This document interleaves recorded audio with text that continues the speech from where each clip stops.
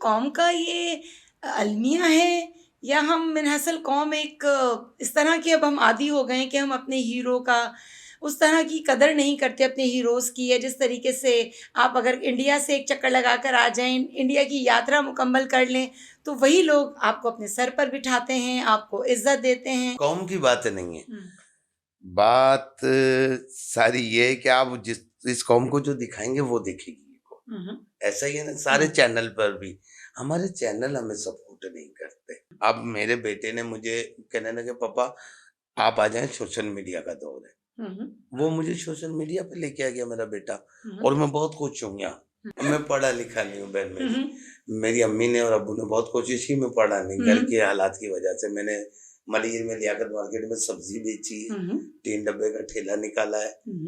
तो फिर अल्लाह ने मुझे, इस काम का शौक था तो इधर अल्लाह ने इज्जत दे दी। स्टेज आर्टिस्ट के लिए ज्यादातर ये मशहूर है कि वो जुआ खेलते हैं और अपने पैसे जुए में उड़ा देते हैं। पहले थे खेलते थे, झूठ नहीं बोलूंगा, खेलते थे, मगर क्या अब कोई भी नहीं खेलता, और उरूज के टाइम से ही खेलना छोड़ दिया था। एक था भाई का दौर, एक थे भाई। अब आप समझ गए होंगे कि मैं किस भाई की बात कर रही हूँ। वैसे तो हम मुसलमान आपस में सारे भाई की बात हो रही है। उन्होंने भी आपकी स्टेज को, स्टेज आर्टिस्ट को वो सपोर्ट नहीं किया। ये यहाँ की बात बोली आपने मेरे, और आज तक किसी की हिम्मत नहीं हुई ये बात पूछने। मैं 92 से जानता हूँ इस जमात को। अल्लाह पाक कुछ रखे सबको भाई, मगर ये कि इस कौम के साथ अच्छा नहीं किया, बस इतनी बात। बिल्कुल। आपके बच्चों में से किसी को शौक है इस फील्ड में आने का? मेरे वलीद को है, वो मेरे साथ स्टेज आर्टिस्ट या कोई ड्रामों में या फिल्मों में? वो मेरे साथ सोशल मीडिया पे एक्टिव है, मुझे लेकर। जगजीत सिंह की जो गजल है, तुम इतना जो मुस्कुरा रहे हो, क्या गम है जिसको छुपा रहे हो, मुझे लगता है कि ये स्टेज आर्टिस्ट की सही तर्जुमानी करती है और सही सादिक आती है उसकी जिंदगी। सबसे बड़ी बात मैं आपको बताऊं, आपने अच्छी बात याद दिला दी। अभी 2 साल पहले मेरा ईद पर ड्रामा, दूसरा दिन ईद का दूसरा दिन, और मेरे बेटे ने जहर पी लिया। मेरे वलीद से छोटे थे, मेरे बेटे का फोन आ रहा है बड़े वाले का कि यार पापा वो जहर पी लिया। मैंने कहा क्या कंडीशन है, और मुझे एंट्री पे जाना है। रऊफ लाला, ये सलीम आफरीदी और मैं, और टोटल लीड कैरेक्टर मेरा है, मुझे हंसाना पब्लिक को। और ये मैं एंट्री के लिए जा रहा हूँ, मुझे फोन आया। मैंने कहा अच्छा चल अल्लाह मालिक मैं जाता हूँ। मैं एंट्री पे गया हूँ, लोगों को हंसाया है 2.5 घंटा, और वहाँ डॉक्टर बोले 99% चांसेस है कि नहीं बचेगा।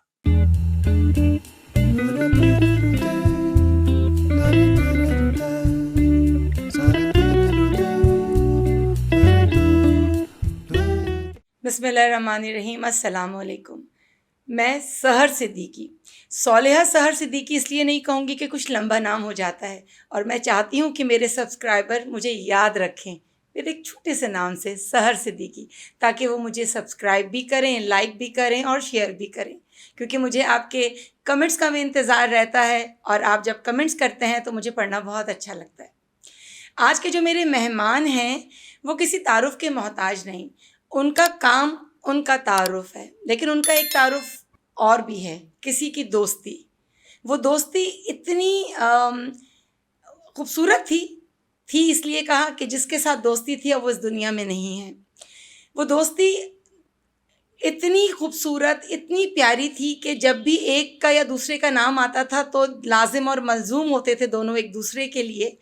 तो सिकंदर सनम, अब अगर मैंने जिनका नाम लिया है मरहूम सिकंदर सनम, तो आपको याद आ जाएगा कि उनके जो दोस्त थे जिनसे उनकी दोस्ती थी वो कौन थे। वो हैं वली शेख। मेरे साथ तशरीफ़ रखते हैं वली शेख साहब। अस्सलाम वालेकुम। वालेकुम अस्सलाम, कैसी हैं बहन आप? ठीक ठाक? अल्हम्दुलिल्लाह, आप बताइए। सब अल्लाह का करम है। मगर आपने अभी एक ऐसी बात की, सिकंदर सनम की यादें, उसकी तो यादें ही हैं मेरे पास, अब तहरीर में बरसी आ रही है उसकी, और अब भी मुझे यकीन नहीं आता कि वो चला गया। देखिए, जिक्र मैंने ये इसलिए किया कि आपका और सिकंदर भाई का जब जिक्र आता है तो हम अलग करके बयान नहीं कर सकते उसको। बेशक। आपकी और सिकंदर भाई की दोस्ती ऐसी थी कि आप दोनों एक दूसरे के लिए लाजिम और मलजूम थे, लेकिन जब भी आपका नाम आएगा तो सिकंदर भाई का नाम ज़रूर आएगा। आपकी दोस्ती ऐसी थी जैसे 2 जिस्म एक जान। आप और सिकंदर भाई एक दूसरे के लिए लाजिम और मलजूम थे। नहीं हैं अभी भी हैं, इसलिए कि लोगों को पता है जहाँ जहाँ मैं शो करता हूँ तो मैं जब तक उस शो में सिकंदर सनम का डिस्कस ना कर लूं तब तक मेरा शो मुकम्मल नहीं होता, मैं समझता हूँ। यकीनन वो यादों में और दिलों में हमेशा जिंदा रहेंगे, क्योंकि लोग उनके काम को भूल ही नहीं सकते कि जो उन्होंने काम किया है वो हमेशा लोगों के दिलों में जिंदा रहेगा। और मेरी कोशिश रहेगी कि मैं लोगों को भी सिकंदर को याद रखने की कोशिश कर सकूं, कि उनको याद दिला सकूं कि मेरी और सिकंदर की जोड़ी जो थी वो जोड़ी थी। लोग सिकंदर सनम से आज भी उतना ही प्यार करते हैं जितना पहले करते थे, क्योंकि लोग सिकंदर भाई का, सिकंदर सनम का काम जो है उनके दिलों में जिंदा है, वो उनको भूल ही नहीं सकते। बेशक आप यकीन करेंगी, मुझे दुनिया से लोग सिकंदर भाई की वजह से कहते हैं कि यार वली भाई आप दोनों की जो जोड़ी थी उसके बाद जोड़ी ऐसी देखी नहीं। क्या आज भी हम वो शो पुराने इंडियन लाफ्टर चैलेंज के देखते हैं तो ऐसा लगता है कि पहली बार देख रहे हैं। अभी आपने जिक्र किया लाफ्टर चैलेंज का, तो अच्छा हमारी ये बताइए, कोई कौम का ये अलमिया है या हम मिनहसल कौम एक इस तरह के अब हम आदी हो गए हैं कि हम अपने हीरो का उस तरह की कदर नहीं करते, अपने हीरोज़ की है। जिस तरीके से आप अगर इंडिया से एक चक्कर लगा कर आ जाएं, इंडिया की यात्रा मुकम्मल कर लें, तो वही लोग आपको अपने सर पर बिठाते हैं, आपको इज्जत देते हैं, अपने टीवी शोज़ में बुलाते हैं। ये क्या वजह है? कौम की बात नहीं है, बात सारी ये है कि आप इस कौम को जो दिखाएंगे वो देखेगी ये कौम। ऐसा ही है ना, सारे चैनल पर भी हमारे चैनल हमें सपोर्ट नहीं करते, सबसे बड़ी बात ये। और फिर अगर मैं सच बोलूंगा ना तो काफी नाराजगी हो जाएंगी। यहाँ सिर्फ है ना पंजाब को सपोर्ट किया जाता है, उर्दू बोलने वालों को नहीं। ये मैं आपको सच बता रहा हूँ। जब हम इंडिया से भी जीत के आए, सबसे पहले पाकिस्तान से मैं और काशिफ खान गए थे इंडियन लाफ्टर चैलेंज में, जो मैंने सिंगल किया था शो, और काशिफ ने भी सिंगल किया था, और जिसमें मैं वो जीता था। ये काफी लोग, किसी ज्यादातर लोगों को मालूम नहीं है, इसलिए कि इधर इतना आता भी नहीं था उस वक्त इंडियन चैनल ही है। तो उसमें सिद्धू ने एक नारा लगाया था मैं जब जीता था कि हिंदुस्तान जिंदाबाद, पाकिस्तान पाइंदाबाद। तो उसके बाद किसी पाकिस्तानी को ये एजाज नहीं मिला, ये अल्लाह के करम से मुझे मिला। हालांकि सिकंदर भाई और मैं भी गए थे, मगर जब हम वहां से, जब सिकंदर और मैं यहाँ काम करते थे तो हम लोग 5,000 रुपये लेते थे पर शो का, शादी ब्याह में जाने का। फिर जब मैं इंडिया से होके आया और मेरा ये चला तो हमने 20,000 रुपये के लोगों ने देना शुरू कर दिए। फिर सिकंदर और मैं इंडिया जाके हमने जब ये काम किया तो मैंने 1 लाख रुपया कर दिया था पर शो का उस टाइम, और लोग देते थे और बड़ी खुशी से बुलाते थे, तो हमें मौल लग गई थी। वली भाई, ये तो एक ऐसा मौजू है कि जिस पर हम बहुत बात कर सकते हैं, तवील गुफ्तगू हो सकती है। पंजाब या किसी और सूबे पे हम इस पे बात कर सकते हैं, लेकिन बात ये नहीं है। बात मैं समझती हूँ कि कुछ और है। फनकार मेरे कहने का मतलब मेरा जो भी मैं नेक्स्ट सवाल ही यही, अगर आप वो ले लें तो आप समझेंगे कि मैं क्या कहना चाह रही हूँ। फनकार बड़ा हसास होता है बहन। जी, अब अगर देखिए मैं इस पे अगर बात करूँ तो आपकी जो फनकार कम्युनिटी है वो भी तो आपस में बटी हुई है। जी जी, ठीक है, ड्रामा आर्टिस्ट नहीं, जो टीवी के आर्टिस्ट हैं वो हम थिएटर आर्टिस्टों को एक्टर ही नहीं मांगते, सबसे पहली बात। तो देखिए मैं अब जो दूसरा, अब वो फर्क मैं आ रहा है, मैं बता रहा हूँ आपको, ये फिर पुल का फर्क आ गया। हमारे यहाँ ये बात बहुत सुनने में आती है कि फ़न और फ़नकार की कोई सरहद नहीं होती, लेकिन जहाँ तक मैं देखती हूँ वहाँ तो मुझे टीवी आर्टिस्ट, ड्रामा आर्टिस्ट और स्टेज आर्टिस्ट में बहुत वाज़ेह फ़र्क नज़र आता है। इनकी खुशियाँ भी अलग हैं, इनके जनाजे भी अलग हैं। आपको याद है तो मुझे बताइए कि कोई बहुत बड़ी शख्सियत, कोई बहुत बड़ा नाम सिकंदर सनम के जनाजे में जिसने शिरकत की हो? कोई नहीं। अब ये बैरियर, मैंने आपको एक बात का जवाब दे दिया ना बहन, कि वो लोग हमें आर्टिस्ट नहीं मानते। ओके, अगर वो मान रहे होते तो आज हम, आप ये देखें ना, पंजाब में लोग मानते हैं, वहाँ आर्टिस्ट एक दूसरों की रिस्पेक्ट करते हैं, थिएटर के लोगों को बहुत रिस्पेक्ट देते हैं वो लोग। आज देखें कि जितने भी शोज चल रहे हैं हमारे पाकिस्तान में, जितने कॉमेडियन है वहाँ के थिएटर के, वो सब शोज में, कराची का एक आर्टिस्ट मुझे दिखा दें आप, कौन सा है? शकील सिद्दीकी, रऊफ लाला, वली शेख, सलीम आफरीदी, जाकिर मस्ताना, शकील शाह, सब घर पे बैठे। आपको नहीं लगता कि जो स्टेज आर्टिस्ट हैं उन सब ने भी अपनी 1.5 ईंट की मस्जिद अलग बना ली है? अगर वो सब भी एक हो जाएं तो ये जो आप स्टेज आर्टिस्ट हैं इनका भी फिर से अपना एक मकाम हो जाए, फिर अपना एक नाम हो जाए। नहीं आप नहीं क्यों नहीं नहीं एक हो जाते? नहीं, हम सब एक है, हम सब एक है। आप सब मगर वजह क्या है कि हम थिएटर तक एक है ना, थिएटर के बाद क्या है हमारे पास, आप मुझे बता दें। अब ड्रामा भी नहीं होता इतना। अब मेरे बेटे ने मुझे कहने लगे पापा आप आ जाएं, सोशल मीडिया का दौर है। वो मुझे सोशल मीडिया पे लेके आ गया मेरा बेटा, और मैं बहुत खुश हूँ यहाँ सोशल मीडिया पे। मुझे हद से ज्यादा रिस्पेक्ट देते हैं, इज्जत देते हैं, मोहब्बत देते हैं, तो मुझे और क्या चाहिए। और सबसे बड़ा आर्टिस्ट का मसला होता है उसका किचन।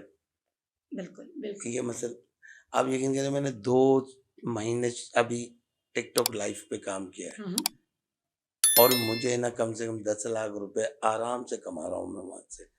सारी जिंदगी मैंने यह काम किया।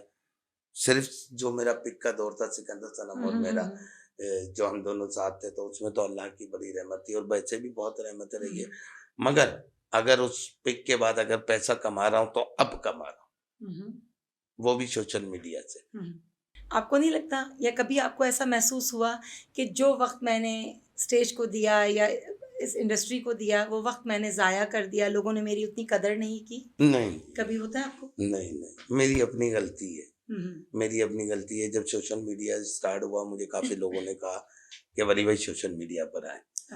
अब वो मैं आपको सच में सचाती हूँ बहन मेरी। नहीं अच्छा, बहुत अच्छा हुआ कि आपने सच बोला, क्योंकि मेरे तो पॉडकास्ट का नाम ही यही है, बी ऑनेस्ट विद सहर। मेरा जो भी मेहमान होगा वो मुझसे सच ही बोलेगा। मैं पढ़ा लिखा नहीं हूँ बहन मेरी। मेरी अम्मी ने और अब्बू ने बहुत कोशिश की, मैं पढ़ा नहीं, घर के हालात की वजह से। मैंने मलिर में लियाकत मार्केट में सब्जी बेची है, 3 डब्बे का ठेला निकाला है। तो फिर अल्लाह ने मुझे, इस काम का शौक था तो इधर अल्लाह ने इज्जत दे दी। लेकिन मेरा बेटा भी मेरे साथ है वलीद, मैंने नहीं पढ़ा, मगर उसको मैंने सन पैट्रिक में पढ़वाया। माशाल्लाह माशाल्लाह। लेकिन वली अपने आप को उसमें ठीक है, लेकिन यहाँ पर तो बहुत बड़े बड़े जो डिग्री ज़्यादा लोग हैं वो भी जाहिल हैं। हमारे यहाँ तो पढ़ा लिखा उसको समझा जाता है जो बेहतरीन इंग्लिश बोले, और उसको देखकर एक आम शख्स खड़ा हो जाता है जो जितनी अच्छी इंग्लिश बोलेगा वो उतना ही पढ़ा लिखा होता है। बहन मेरी, मुझे मैं बताऊं, यहाँ इंग्लिश आती ही नहीं है हमारे लोगों को। सही बता रहा हूँ, जो आर्टिस्ट इंग्लिश बोलते हैं ना, अब उसको पता चल जाए कि यार वली शेख को इंग्लिश नहीं आती, वो मेरे सामने ही बोलेगा। उसको पता है कि ये वली तो पकड़ ही नहीं सकता, तो ये मेरा भरम रहेगा। अब मेरा बेटा ना वो बोल रहा होता उनको, अंकल आपने ये गलत कहा है, वो फिर देख रहे होता उनसे। सही। अच्छा, ये कमाल इंडिया वालों को मैं सलाम करूंगा। मैं जो पहला प्रोग्राम जीता था, मिर्ची चैनल वाला मेरे से इंटरव्यू लेने आया, वो अंग्रेजी में बात करने लगा ना, तो मैंने डायरेक्ट बोला, मैंने कहा यार एक बात बताओ, तुम्हें हिंदी या उर्दू नहीं आती या इंग्लिश का मुझ पे रोब डाल दो। उसने, आप यकीन करें, मुझसे सॉरी करा, और उसके बाद एक अल्फाज यानी सॉरी भी नहीं करा, माफी मांगी। सही। उसने कहा मैं सॉरी भी नहीं बोलूंगा वली सर आपको, मैं आपसे माफी मांगता हूँ, अब मैं हिंदी और उर्दू में बात करूंगा। उसने पूरा इंटरव्यू मुझसे हिंदी और उर्दू में लिया, इंग्लिश का एक अल्फाज से नहीं लिया। उसको पता चल गया कि वली भाई को नहीं आती। हाँ बिल्कुल, अच्छी बात है। बहुत अच्छे लोग हैं वो नहीं, और लोग। अच्छी बात हमारे लोग ये चीज नहीं समझते, बिल्कुल ऐसे ही। वो कहते हैं कि यार ये इसको, ये कमजोरी है ना, इसको डिग्रेड करे वो। और मैं उस कमजोरी को है ना, कोई मेरे साथ ये करता तो फिर मैं कॉमेडी में ले जाता हूँ, उल्टा उसी का सत्यानाश कर देता हूँ। ये अल्लाह ने टैलेंट दिया है। बेशक बेशक, अल्लाह ताला ने कोई ना कोई सलाहियत हर किसी को दी हुई होती है। अच्छा वली भाई, ये बताइए कि जो सिकंदर सनम भाई से अल्लाह उनको गरी के रहमत करे, उनसे जो दोस्ती थी आपकी, कोई बचपन की दोस्ती है, इस फील्ड में आने के बाद हुई है, इसको बताइए ज़रा। नहीं, इसी फील्ड में आने के बाद हुई, इसलिए कि गुजराती सिकंदर भाई के अबू गुजराती थे, सिकंदर भाई भी गुजराती थे सैयद सिकंदर। अच्छा जी, सिकंदर भाई अच्छा। जात के सैयद थे। उनके अब्बू का नाम शौकीन जैतपुरी था, गुजराती में शायरी करते थे, वो बहुत बड़े शायर थे। तो मगर उन्होंने अपने अब्बू का नाम कभी भी यूज नहीं किया। इकबाल लतीफ साहब जो टीवी के डायरेक्टर हैं, वो बहुत अच्छी तरह जानते हैं सिकंदर भाई के पूरे घराने को। तो सिकंदर भाई थिएटर ड्रामे करते थे, वनडे एक एक इंडिया में भी आया, मैं भी करने लगा, दोस्ती हो गई, सलाम दुआ हो गई। फिर जब अल्लाह ने, पता नहीं क्या एक मसला हुआ कि हम दोनों का कॉमेडी का पेयर बन गया, जो शादी ब्याह में फंक्शन वगैरह तो हम करते रहे, फिर ड्रामे साथ। तो इस तरह फिर करते करते 17 साल हो गए, और फिर अल्लाह की 17 साल आपकी दोस्ती उनसे रही? जी, और पार्टनरशिप रही, और 17 साल गुजर गए, पता ही नहीं चला। बिल्कुल। अच्छा ये बताइए, जब स्टेज का अपना एक उरूज था तो एक नाम हम बहुत ज्यादा सुनते थे, सैयद फुरकान हैदर। जी, डायरेक्टर फुरकान हैदर। जो ड्रामा सैयद फुरकान हैदर यानी इतना ज्यादा होता था कि एक नाम याद सा हो गया था कि हर स्टेज ड्रामे की जो कामयाबी के पीछे सैयद फुरकान हैदर का नाम होता था। मोइन भाई जितना भी काम करते थे सैयद फुरकान हैदर साहब के साथ करते थे, तो वो यानी उन्होंने भी बहुत ज्यादा सपोर्ट किया स्टेज प्रोग्राम्स को, स्टेज आर्टिस्ट जितने वो थे तो उनको। बाबा स्टेज कह सकते हैं हम, वो कहते हैं उन्हें। ठीक है, फुरकान भाई को क्या वो हयात हैं अभी? अल्हम्दुलिल्लाह अमेरिका में। अच्छा, लेकिन फुरकान हैदर भाई की जो लेगेसी है, जिस मकाम पर वो स्टेज को ले आए थे, उसके बाद किसी आर्टिस्ट ने भी उसको फॉलो नहीं किया या उसको मेंटेन नहीं किया कि जहाँ तक वो ले आए थे। तो ये भी एक वजह है फिर ना। आपको पता है कराची के हालात भी उस दौरान बाद में कैसे खराब हो गए थे, और एक जब से खराब है तकरीबन अब जाके कुछ बेहतरी आ रही है जी। ये तो आपको पता है कि थिएटर ड्रामा देखना और करना बड़ा मुश्किल हो गया था उस दौरान जब बड़े हालात खराब थे। तो बस कोशिश की, फिर ड्रामा हमारा थोड़ा सा वल्गर हो गया था, डांस भी आ गया था। हमारे जो स्टेज आर्टिस्ट थे जिसमें लियाकत सोल्जर, उमर शरीफ, मोइन अख्तर, ये सारे बड़े नाम, ये सारे ऐसे नाम के जब ये स्टेज पर होते थे तो हम अपनी फैमिलीज़ के साथ ये ड्रामों को देखा करते थे, और लोग जाते थे अपने वालदैन के साथ, अपने बच्चों के साथ, और स्टेज ड्रामे को देखा करते थे। तो क्या ये स्टेज की ज़रूरत थी या नजरिया ज़रूरत था? क्या इसकी ज़रूरत वाकई थी? मतलब स्टेज में नहीं, उस दौरान है ना प्रोड्यूसर चेंज हुआ। हाँ, वो प्रोड्यूसर तमाशबीन टाइप के आ गए थे। हाँ, बिल्कुल, जो बिल्कुल, सच्ची बात है, बिल्कुल। उन्होंने 2-2 3-3 डांस रखवाए, फिर कुछ वल्गर आर्टिस्ट भी कॉमेडी वल्गर करने लगे। हमारी भी गलतियां हैं उसमें, जो उसको एक्सेप्ट करते गए आप लोग। हाँ, एक्सेप्ट करते हैं, मगर अब जाके पिछले 5-6 साल से ये हो गया है कि अब 3 चीजों से किनारा कशी कर दी है। अब मैं भी ड्रामा वही करता हूँ जो अपनी बेटी अपनी बहन के सामने जो बात कर सकूं, और वैसा ही ड्रामा कर सकता हूँ, उनको दिखा सकूं कि भाई ये ड्रामा में मैं काम कर रहा हूँ, आके देखने। तो वही ड्रामा में करता हूँ, वरना नहीं करता। कि जो मैं अपनी बहन बेटी को नहीं दिखा सकता तो दूसरे की बहन बेटी के सामने कैसे कर लूंगा? ऐसे ही है, बिल्कुल तो ऐसे अब ही है। इंशाल्लाह ताला ईद पे भी अभी हम कर रहे हैं ड्रामा। जब हमारे पास आप जैसे इतने अच्छे फनकार कॉमेडियन मौजूद हैं जो हमें हंसा सकते हैं, तो हमारा जो ड्रामा है, जो ड्रामा इंडस्ट्री है, वो उनसे हमें मतलब वो क्यों उन फनकारों को मौका देते हैं जिनसे हमें ज़बरदस्ती हंसवाया जाता है कि जिन जो एज अ कॉमेडी नहीं है, कॉमेडियन नहीं है? तो ये भी एक वजह है। बहन मैंने क्या बोला कि यहाँ बस थिएटर आर्टिस्ट को कॉमेडियन नहीं मानते ये लोग। ये कहते हैं कि नहीं ये आर्टिस्ट ही नहीं है, और यही आर्टिस्ट दुनिया में जाके नाम मशहूर करते हैं। जैसे मैंने पहले कहा ना कि जब यही आर्टिस्ट हमारे इंडिया से आ जाते हैं, एक चक्कर लगाकर, जिसे मैं कहती हूँ कि इंडियन यात्रा कर कर आ जाते हैं, तो उन्हीं आर्टिस्ट को हमारी यही ड्रामा इंडस्ट्री, जो मेन स्ट्रीम मीडिया है, अपने सरों पर बिठाता है, अपने चांस देता है, बाकायदा इनके लिए एक शोज़ वगैरह सब कुछ होता है।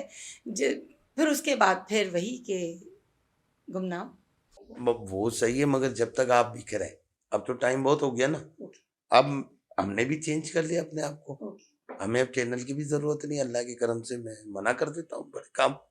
इसलिए जब से मैं सोशल मीडिया पे आया तो मैं बड़े काम मना करता हूँ। भाई एक टाइम पे जब हमें आपकी जरूरत थी तो आपने हमें सपोर्ट नहीं किया, अब नहीं है हमें आपकी जरूरत, अल्लाह का करम है ये बात। अब अगर यही हाल रहा तो हम जब भी जिक्र करेंगे पुराने ड्रामों का ही जिक्र करेंगे, क्योंकि ना तो नया कोई ड्रामा बन रहा है, ना कोई नए स्टेज आर्टिस्ट आ रहे हैं, तो जिक्र जब भी होगा पुराने आर्टिस्ट और पुराने ड्रामों का ही होगा। नहीं आ रहे मगर ये है कि सब सोशल मीडिया पर आ जाते हैं बाद में। अच्छा, जब सोशल मीडिया पे आते हैं तो उनकी अर्निंग शुरू हो जाती है, तो फिर उन्हें जरूरत ही नहीं किसी भी चीज की जब अर्निंग शुरू हो जाती है। अब तो ऐसे ऐसे बच्चे हैं जिन्हें कुछ आता भी नहीं है और सोशल मीडिया पे वो लाखों रुपए करोड़ों रुपए कमा रहे महीने के। अब तो फन और फनकार की कोई कदर नहीं है, जिसके हाथ में मोबाइल है वो फनकार बन गया है। अगर आप अपनी बात करें तो आप लोगों ने इस मकाम पर पहुंचने के लिए जो मेहनत की है, जो बैक स्टेज रिहर्सल्स होती थी, अब वो कहाँ नज़र आती है मेहनत? अब जिसके हाथ में मोबाइल है वो फनकार है, उसने अपना वो कमाल दिखाना है। लेकिन आप ये बताएं, जो एक स्टेज आर्टिस्ट है, जो वो हंसाता है या हंसता हुआ हमें नज़र आता है, क्या वो वाकई अपनी ज़िंदगी में इतना ही पुरसुकून, इतना ही मुतमईन और इतना ही खुश होता है? नहीं, अभी जो थिएटर के आर्टिस्टों का हाल है मेरे साथ, तो ये अल्लाह की नाफरमानी होगी अगर मैं कोई सी बात अपने लिए करूँगा। मेरे अल्लाह का बड़ा शुक्र है, मेरे मालिक का बहुत रब का करम है मेरे साथ।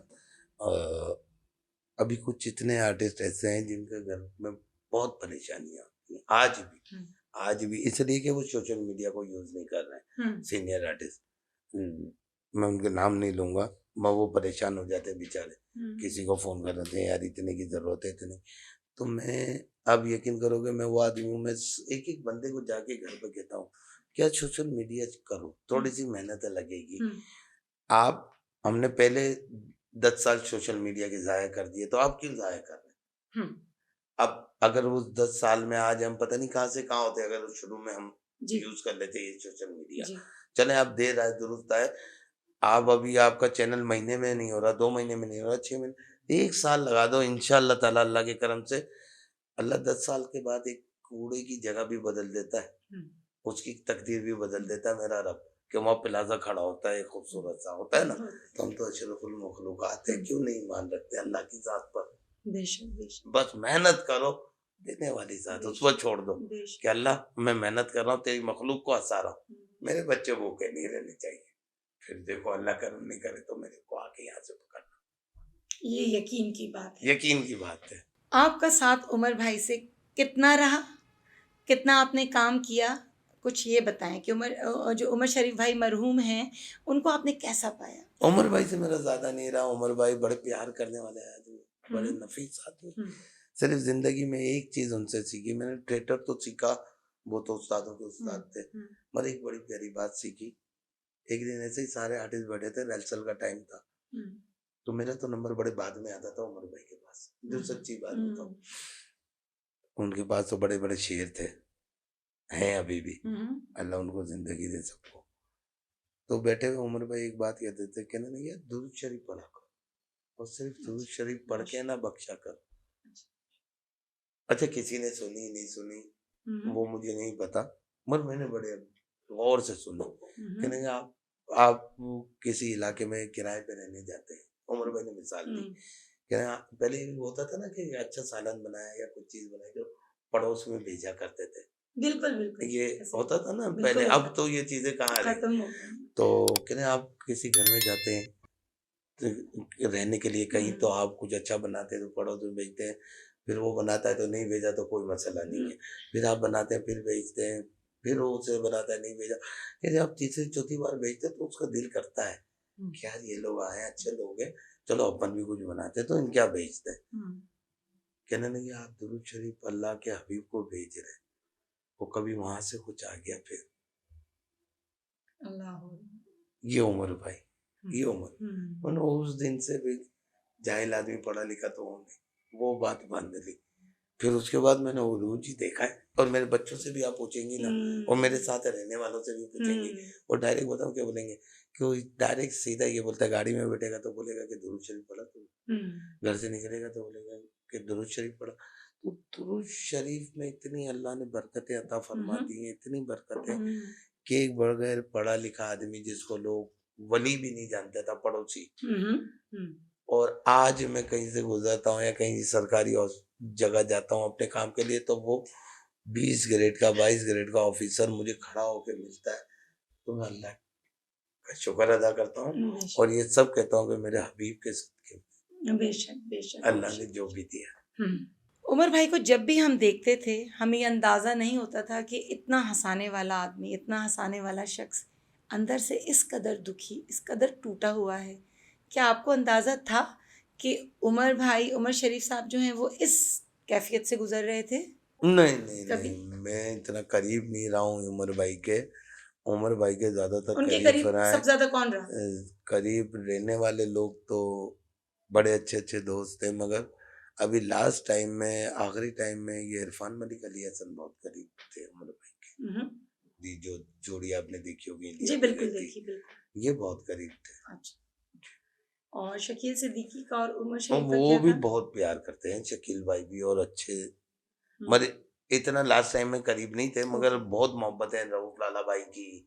अच्छा। ये तो सीनियर लोग हैं, यानी इस तरह मेरे कह भी लें कि इन उस्तादों में सबके से भी शकील उमर भाई भाई, साथ थे। हाँ शकील भाई मेरे उस्ताद हैं, और रऊफ लाला भाई, शहजाद रजा भाई, ये सब मेरे उस्तादों में से हैं। सलीम आफरीदी भाई, ये तो इनके बीच में से अल्लाह ने ये गंजा निकाल दिया है कि आ गया, वरना तो ये सारे मेरे सीनियर नहीं उस्ताद हैं। नहीं वली भाई, आप अपने आप को ना बहुत ज़्यादा हल्के में ले लेते हैं। आपको पता है कि जो हॉलीवुड के ज़्यादातर हीरो हैं सब गंजे हैं, और जो गंजे नहीं है ना वो अपने आप को गंजा करवा लेते हैं। नहीं कम में नहीं ले रहा, बाल मेरे पूरे हैं, जरा से भी कम नहीं है, ये बता दूं आपको आज भी। हाँ, यानी स्टाइल है आपका। ये मेरा स्टाइल है। फिर देखें, ये मैंने आज से 22 साल पहले टेंड की थी, एक ड्रामा था, सिकंदर भाई ने लिखा था तोते तवाइफ के नाम से। अच्छा।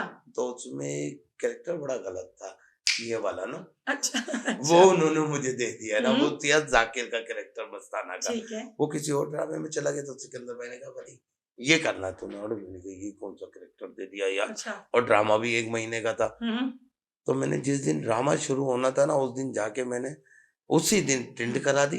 मैंने कहा ड्रामे के बाद ना फिर रख लूंगा, कोई पहचाने का भी नहीं कौन था।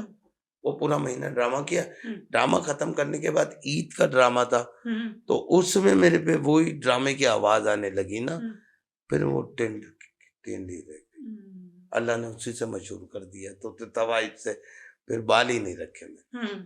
ये सही है। आज 22-23 साल हो गए इस बात को कि बाल में वली शेख कैसा था ये मुझे भी नहीं पता। बिल्कुल बिल्कुल।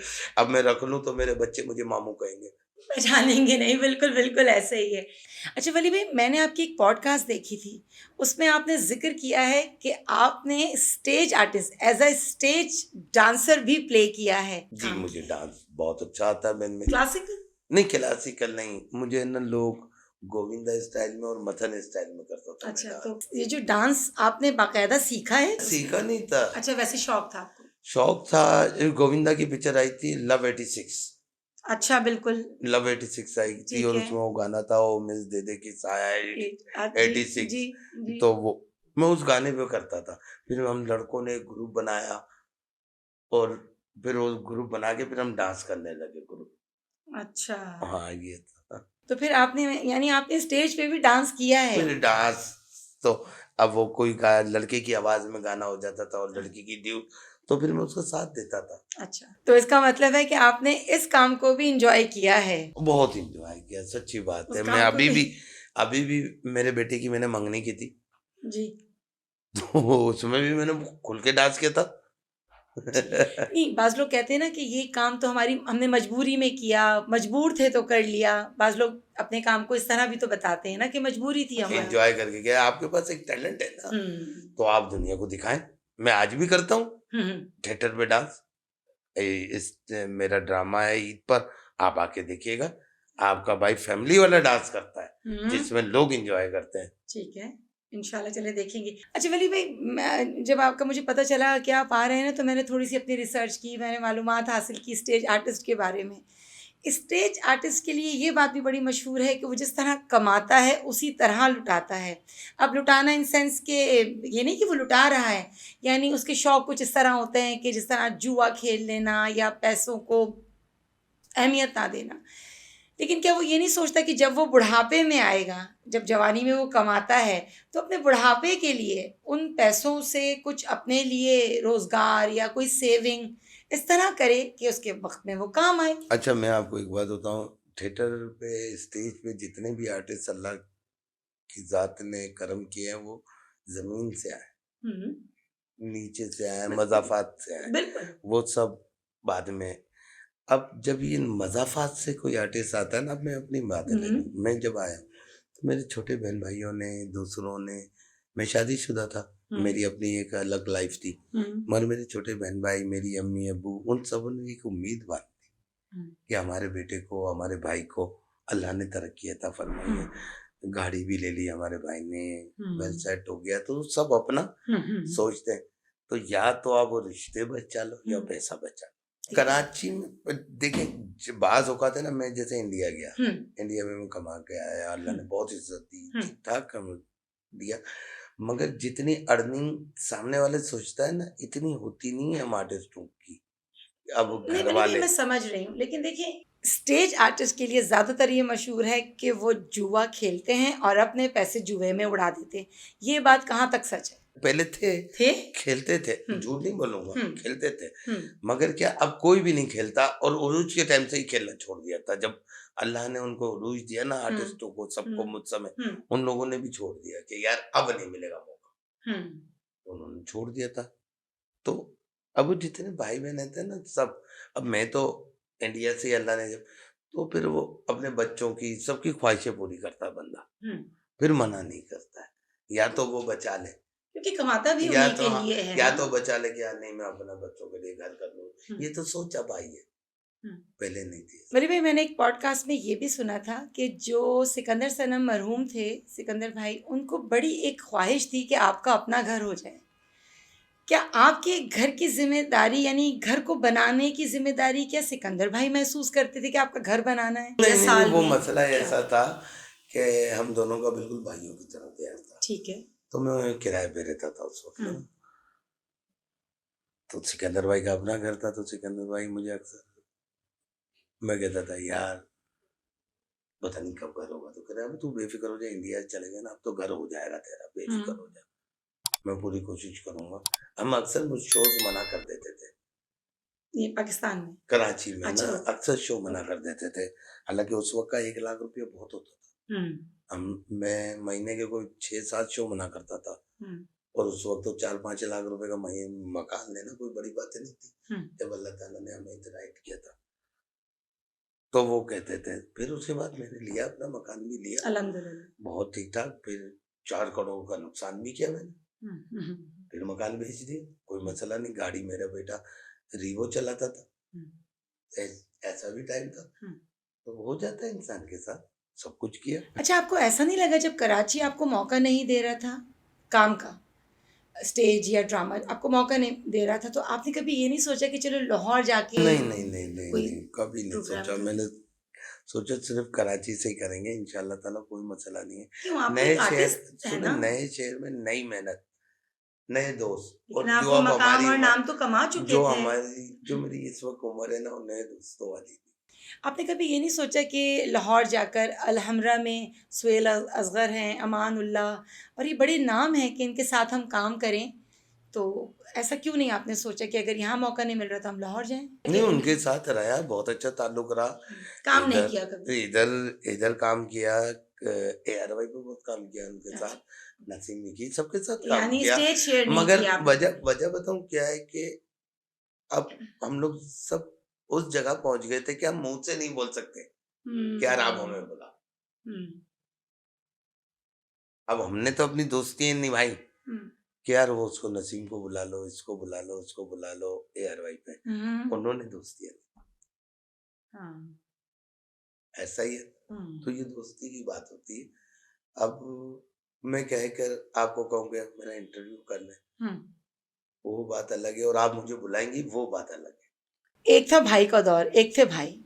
अब आप समझ गए होंगे कि मैं किस भाई की बात कर रही हूँ। मैं वैसे समझ गया, वैसे तो हम मैं मुसलमान समझ आपस गया में कौन सारे से भाई भाई। की बात हो रही है। तो ऐसा है कि वो भी एक दौर था कि जब आपके तमाम आर्टिस्ट कम्युनिटी भाई के स्टेज के इर्द गिर्द होते थे, तो क्या वजह है कि उस वक्त भी भाई ने या भाइयों ने आपको वो सपोर्ट नहीं किया? हालांकि आपकी अपनी कम्युनिटी जो थी स्टेज आर्टिस्ट की, बहुत सारे नाम ऐसे हैं जिसमें सर फहरिस्त उमर भाई का नाम है, शामिल थे इस पार्टी में, स्टेज पे नज़र आते थे।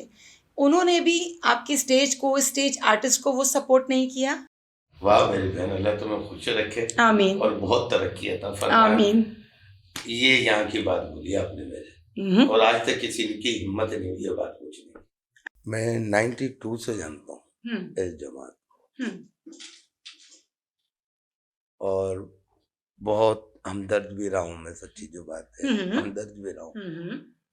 और अल्लाह पाक खुश रखे सबको भाई, मगर ये है कि इस कौम के साथ अच्छा नहीं किया, बस इतनी बात कहूँगा। बिल्कुल।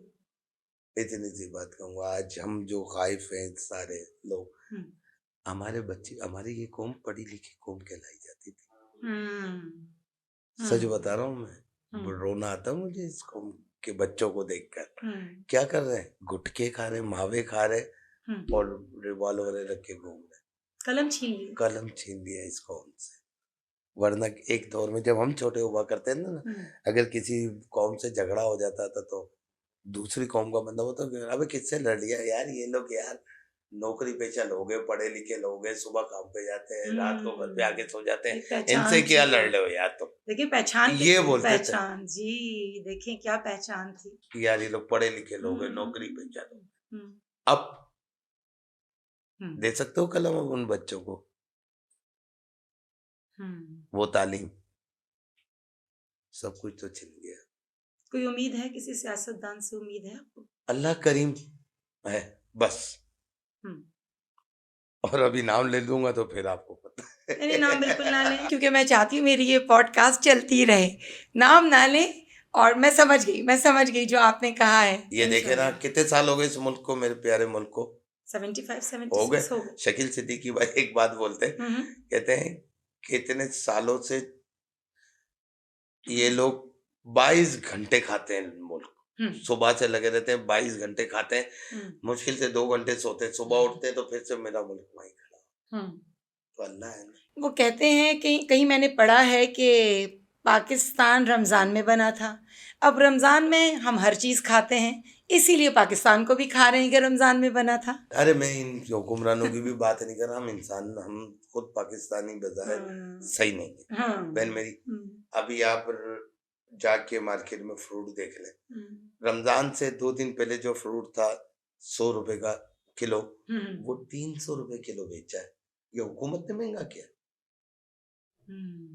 ये हम जैसे किसी बंदे ने महंगा किया ना।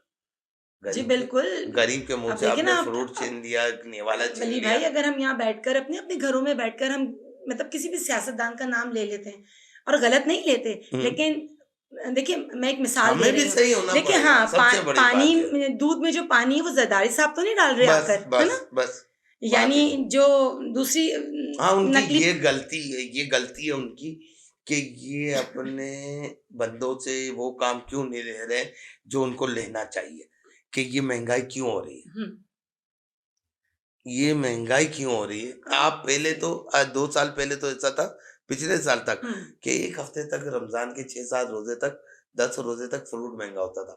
आज 17 रोजे हो गए, आज भी फ्रूट वैसा ही महंगा है जो पहले रमजान को था। ये पूरा रमजान इंडिया में ना लोग आधे रेट कर देते हैं फ्रूट पर, जो चीजों की जरूरत होती है वो आप उससे दुकान पे लेने जाओगे, जो चीज वही चीज उसने आगे थड़े पे लगाई होगी, वहां वो 100 रुपए की देगा, यहाँ 50 रुपए की दे रहा होगा। ये क्या, ये रमजान पे की दे भाई मेरा। हमारे यहाँ 3 गुना। यार मरना नहीं है किसी ने, नहीं वो तो वो पैसा क्या कब्र में जेबे लेके जाओगे? नहीं, असल में ये तो हमारा यकीन बन गया है ना। हमारा ये यकीन है कि सामने वाला मरेगा, हमें तो मरना ही नहीं है। मौत सिर्फ सामने वाले के लिए बनी है। मैं अपने बच्चों को कहता हूँ कि बेटा वो काम करना, मैंने ना ये मत सोचना कि बुढ़ा मरता है बेटा, मैंने दादा के कंधे पे ना पोते की लाश देखी है, जनाजा उठाता हुआ गया है। बिल्कुल हकीकत है। बाप बेटे का जनाजा, तो ये कभी नहीं सोचना कि अभी मेरे पास टाइम है। मैंने कहा हर टाइम आखिरी टाइम समझना, और अपने आप को ऐसा रखना जैसे अल्लाह की कब्र में आप उतरो तो आप सुर्गरू हो सको। कोशिश ये बेहतरीन बात है, और यही हकीकत भी है। इसलिए कि ये आर्जी जिंदगी हमारी जितनी भी असल जिंदगी ऐसे ही है। बस ये कोशिश करें कि खुशियां बांटें, खुशियां समेटें। और मेरे आपके प्रोग्राम से एक पैगाम ये दूंगा तमाम हुक्मरानों को और तमाम अवाम को, जिनको अल्लाह ने बहुत दिया है, पाक परवरदिगार ने, और वो लेने की हवस रखते हैं, जो ये महंगाई कर देते हैं। तो यार रमजान में अल्लाह करीम के करम से आप लोग ये सारे लोग ये महंगाई ना करें, जो रेट है वो ही रखे, हुक्मरान ईमानदारी से चले। देखिए ये मुल्क कहाँ से कहाँ पहुंच जाएगा। मुझे भी ईमानदारी करनी चाहिए, आपको भी करनी चाहिए। सिर्फ एक आदत डाल लें हम मैं भी आज से वादा करता हूँ, आप भी कर ले, देखने वाले भी कर ले, कि हम सिर्फ झूठ नहीं बोलेंगे। देखिए फिर इंशाल्लाह क्या बात है, सिर्फ एक चीज हम झूठ बोलना छोड़ दें, सब चीजें सब बुराइयां खत्म हो जाती हैं। जड़ है ना बुराई की, तो बस एक चीज, बस ऐसे ही है, ऐसे ही है, सिर्फ बिल्कुल। ये सोचने की यार हम झूठ बोल रहे हैं और फिर पढ़ने के बाद ऊपर क्या दिखाएं। वली भाई, किसी से कोई गिला, कोई शिकवा है आपको? कभी कोई गिला आता है कि ये शख्स मुझे नहीं मौका है, बहुत से ऐसे मैंने सबको माफ कर दिया। मेरी क्या औकात है, तो वो इतने गुनाह करने के बाद मुझे माफ कर रहा है और कबूल कर रहा है, तो मैं उसकी मखलूक से नाराज रह सकता हूँ? हाँ, ये बात अच्छी, बहुत मुझे अच्छी। ये माफ पता करना है, अल्लाह रब्बुल मुझे ये इज्जत को पता है पसंद है। कि मैं क्या हूँ और मैंने अपनी लाइफ में क्या क्या किया है। फिर वो मुझे कह रहा है आ मेरे पास, फिर वो मुझे कह रहा है आ मेरे पास। तो फिर जब वो इतने कुछ दे रहा है, फिर भी दे रहा है, दे रहा है, दे रहा है, तो हमारी क्या हैसियत है कि हम वली भाई देने पे यकीन रखते हैं कि जिस तरह अल्लाह रब्बुल इज्जत ने आपको दिया है, आप आगे देने पर यकीन करते हैं कि? मेरी जब से मैं अभी बीच में स्टार्ट किया है कि जो कमाता हूँ मैं उसका 10% अल्लाह के नाम पे देता हूँ। कोई ज़कात नहीं, अल्लाह से कोई तिजारत खैरात करते नहीं, हैं। कोई ज़कात नहीं, कोई खैरात नहीं। वो ऐसे ही देता हूँ कि जैसे आपके जैसे एक बेटा माँ को देता है, जैसे एक बाप बच्चों को देता है, एक भाई अपने बहन को देता है, ऐसे। वो किसी पे कोई एहसान नहीं है। तुम्हारा मेरे पास है, अल्लाह ने दिया, ये लेके जाओ। एक हमारी बहुत सीनियर आर्टिस्ट सलोमी, आए हाय, आजकल उनका नाम सुनने में नहीं आता, कोई काम देखने में नहीं आता।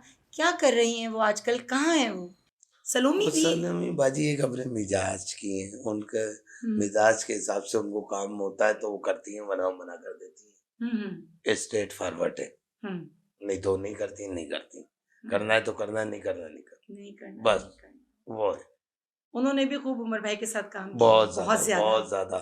सलोमी बाजी हो गई, नईमा आपा हो गई, सलमा जफर हो गई, ज़ैबा शहनाज हो गई, इन लोगों ने बहुत काम किया होगा, बहुत किया, बहुत किया। ये सही तो कह रहे हैं। आपको अगर टाइम मिले तो आप नईमा आपा को जरूर बुलाइएगा। चलें, आप बल्कि कह दीजिए नहीं आपा मैं से नईमा आपा को कि कह बिल्कुल दूंगा। आ जाए वो मेरी नहीं पॉडकास्ट में। इंशाल्लाह नईमा आपा, और इंशाल्लाह आपको बहुत मजा आएगा उनके साथ। इंशाल्लाह, और उमर इंशाल्लाह। भाई का और मोइन भाई का डिस्कस कीजिएगा उनसे, वो दोनों के साथ आपको यादें ताजा हो जाएंगी। जरूर। मोइन अख्तर के साथ आपकी मुलाकात कितनी रही? बहुत अच्छी थी। ज्यादा मुलाकात रही आपकी? रही है। मोइन भाई के साथ भी मैंने ड्रामे किए। कैसे इंसान थे भाई? तो कमाल इंसान थे। आर्टिस्ट तो वो थे जितने बड़े, उससे बड़े इंसान बहुत बड़े थे। अच्छा, सुना है कि मोइन अख्तर के बारे में लोगों का अक्सर ये कहना है कि वो वलीउल्लाह थे, यानी अल्लाह के दोस्त। बहुत बहुत जबरदस्त उमर भाई और ये मोइन भाई, कमाल कमाल। इनके जैसा, इनके लिए अल्फाज भी अनवर मकसूद साहब के चाहिए। हमारे जैसी हैसियत ही नहीं कि उनका। अल्लाह ताला अनवर मकसूद साहब को भी सलामत रखे, अमान में रखे, क्योंकि उन जैसा लिखने वाले, बोलने वाले अब चंद लोग रह गए हमारे पास। बेशक उमर भाई और मोइन भाई के लिए तो उनके अल्फाज होने चाहिए। हम तो कुछ भी नहीं बोल सकते। या फिर तारिक अजीज साहब, बड़ा नाम, बहुत बड़े नाम, ये सब नाम। आपके बच्चों में से किसी को शौक है इस फील्ड में आने का? मेरे वलीद को है। अच्छा जी, वो मेरे साथ स्टेज आर्टिस्ट या कोई ड्रामों में या फिल्मों में? वो मेरे साथ सोशल मीडिया पे एक्टिव है। मुझे लेकर ब्लॉग वो करता है, एक आध जगह मुझे कहीं डाल देता है कि वली शेख आ जाए, मगर वो करता है अपने ब्लॉग। अच्छा, हाँ, तो वो अभी उसने शुरू किया है। बस दुआ कीजिए, अल्लाह पाक उसे भी काम। आमीन आमीन आमीन आमीन। बाकी उसकी मर्जी, जो दिल करे करना चाहे करे। और मेरा इरादा है कि मैं मुहर्रम के बाद हो सकता है दुबई शिफ्ट हो जाऊँ, तो उसको साथ लेके दुबई से काम करो। इसका मतलब यह है कि जो मेरी नेक्स्ट आपसे पॉडकास्ट होगी, आपका इंटरव्यू होगा, वो दुबई में होगा। अब हमें आपसे मिलने दुबई आना पड़ेगा इंशाल्लाह। ठीक है। बिल्कुल बिल्कुल। वली भाई, आपका बहुत बहुत शुक्रिया कि आप तशरीफ़ लाए, आपसे मुलाकात हुई, और ये आपकी ज़िंदगी के बारे में भी जानकर अच्छा लगा, और आपके तवज्जुह से जो और सीनियर आर्टिस्ट हैं उनकी ज़िंदगी के बारे में भी हमने कुछ जाना और सुना। तो ये बताइए कि आज ये भी पता चला, मैं उम्मीद करती हूँ कि जो बातें आपने मेरी पॉडकास्ट में की हैं, ये आज से पहले आपने कहीं नहीं की हैं। तो ये मैं कह सकती हूँ कि जो इस स्टेज आर्टिस्ट की जो ज़िंदगी है, वो जगजीत सिंह की जो गज़ल है, तुम इतना जो मुस्कुरा रहे हो, क्या गम है जिसको छुपा रहे हो, मुझे लगता है कि ये स्टेज आर्टिस्ट की सही तर्जुमानी करती है और सही सादिक आती है उसकी ज़िंदगी। सबसे बड़ी बात मैं आपको बताऊं, आपने अच्छी बात याद दिला दी। अभी 2 साल पहले मेरा ईद पर ड्रामा दूसरा दिन ईद का दूसरा दिन, और मेरे बेटे ने जहर पी लिया, मेरे वली से छोटे थे। क्यों? वो आपको पता है आजकल की बस जनरेशन अल्लाह का। ताला, जी जी जी। तो उसने जहर पी लिया। अब मुझे मेरे बेटे का फोन आ रहा है, बड़े वाले का, कि यार पापा वो जहर पी लिया। मैंने कहा क्या कंडीशन है, और मुझे एंट्री पे जाना है।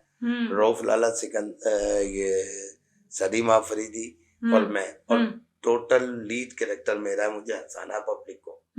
और ये मैं एंट्री के लिए जा रहा हूँ, मुझे फोन आया। मैंने कहा अच्छा चल अल्लाह मालिक मैं जाता हूँ। मैं एंट्री पे गया हूँ, लोगों को हंसाया है 2.5 घंटा, और वहाँ डॉक्टर बोले 99% चांसेस है कि नहीं बचेगा।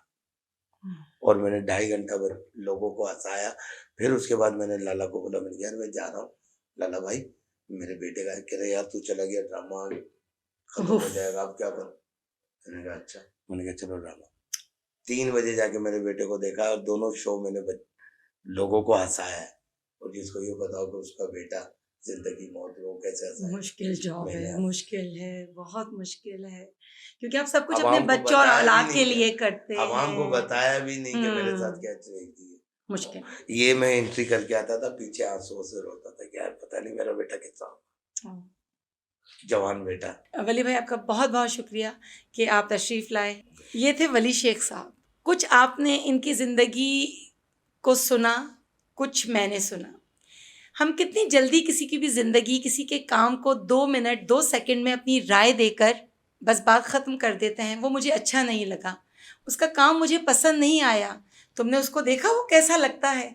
हम 2 मिनट में, 1 सेकंड में एक इंसान को उसका खुलासा कर देते हैं, लेकिन उसके पीछे की जो कहानी होती है, उसके जो दुख होते हैं, वो कितना दुखी होकर मुझे और आपको हंसाता है।